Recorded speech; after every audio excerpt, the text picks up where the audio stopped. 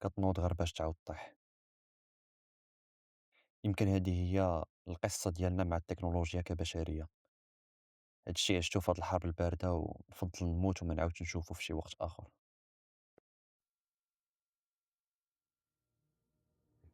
كاينين شي حوايج ربما الإنسان ما كانش خاصو يعرفهم، كاينين شي صنادق ربما الإنسان ما كانش خاصو كاع يحلهم، ولكن دابا فات الفوت.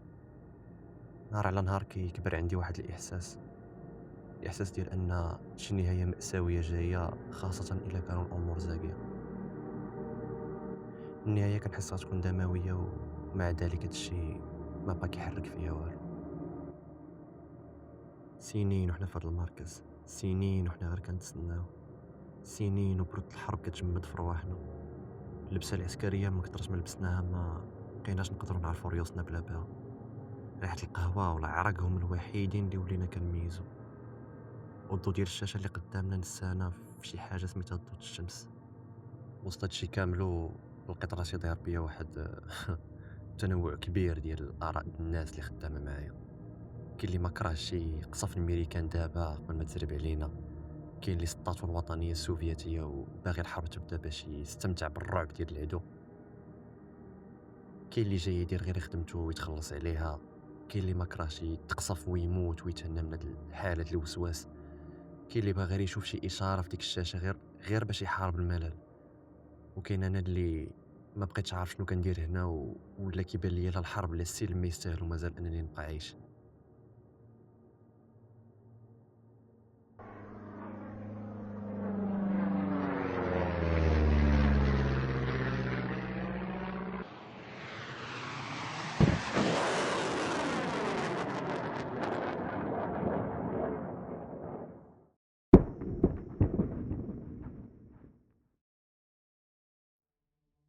هذه 3 ديال السيمانات باش القوات الجوية السوفيتية طيحت واحد الطيارة كورية اللي خرجت على المسار ديالها. CIA اتهمت الاتحاد السوفيتي بأنه كان عارف الطيارة كانوا فيها المدنيين.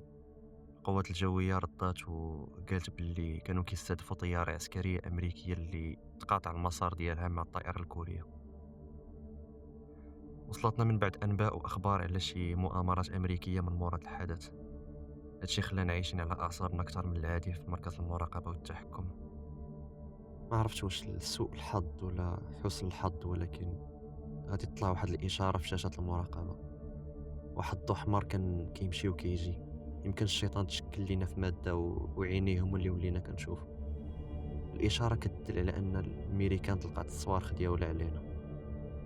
وعجيب كيفاش كاع بينا بكاع الاختلافات ديالنا تخشعنا قدام شنو ممكن يكون القيامة ديال الكوكب.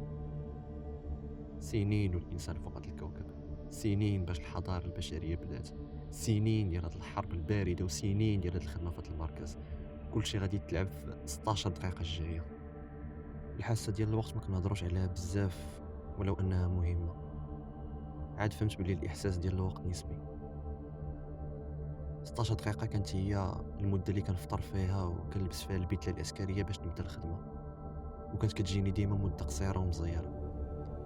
وانا دابا كنحس بكل حبة من الرمل ديال الوقت كتجرح فيا. 16 دقيقة هي اللي عندنا بالضبط، وهي الوحيدة اللي عندنا باش نعرفوا واش الميريكان بصح طلقات الصاروخ. 16 دقيقة هي اللي خاصة الملازم بيترو ستانيسلاف باش يتأكد واش هاد الإنذار كان خاطئ ولا لا. الملازم ستانيسلاف هو المهندس اللي صايب البرنامج اللي كيرصد محاولات الهجوم ديال الميريكان، وقدر يتأكد بلي هاد الإشارة كانت مغلوطة. كان السبب ديال هادشي اللي غنعرفو من بعد راجع للانعكاس ديال الضو اللي كان ضارب في السحاب. هذا الضو بوحدو قدر يتسبب في هاد الرصد المغلوط. 16 دقيقة كانت كافياني باش نفهم بزاف د الحوايج، وديك 16 دقيقة اللي تردات من الملازم بيترو ستانيسلاف بطل بالنسبة لبزاف ومجرد إنسان دار خدمته بالنسبة لبزاف آخرين. 16 دقيقة قدرت نعيش فيها الألفيات كلهم ديال تاريخ البشر، من الماضي المنسي حتى المستقبل البارد.